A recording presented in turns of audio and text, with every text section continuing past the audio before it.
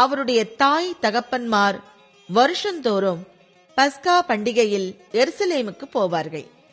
அவருக்கு 12 வயதான போது அவர்கள் அந்த பண்டிகை முறைமையின்படி எருசலேமுக்கு போய் பண்டிகை நாட்கள் முடிந்து திரும்பி வருகிற போது பிள்ளையாகிய இயேசு எருசலேமிலே இருந்து விட்டார்.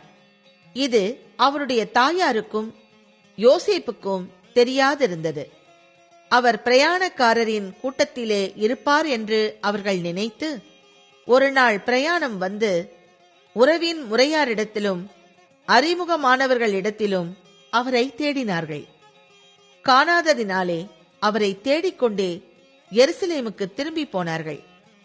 3 நாளைக்கு பின்பு அவர் தேவாலயத்தில் போதகர் நடுவில் உட்கார்ந்திருக்கவும் அவர்கள் பேசுகிறதை கேட்கவும் அவர்களை வினாவவும் கண்டார்கள். அவர் பேச கேட்ட யாவரும் அவருடைய புத்தியையும் அவர் சொன்ன மாறுத்தரங்களையும் குறித்து பிரமித்தார்கள். தாய் தகப்பன்மாரும் அவரை கண்டு ஆச்சரியப்பட்டார்கள்.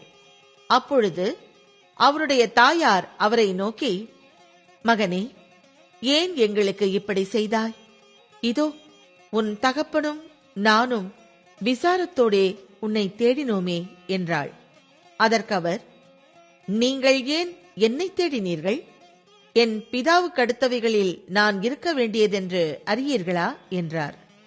தங்களுக்கு அவர் சொன்ன வார்த்தையை அவர்கள் உணர்ந்து கொள்ளவில்லை.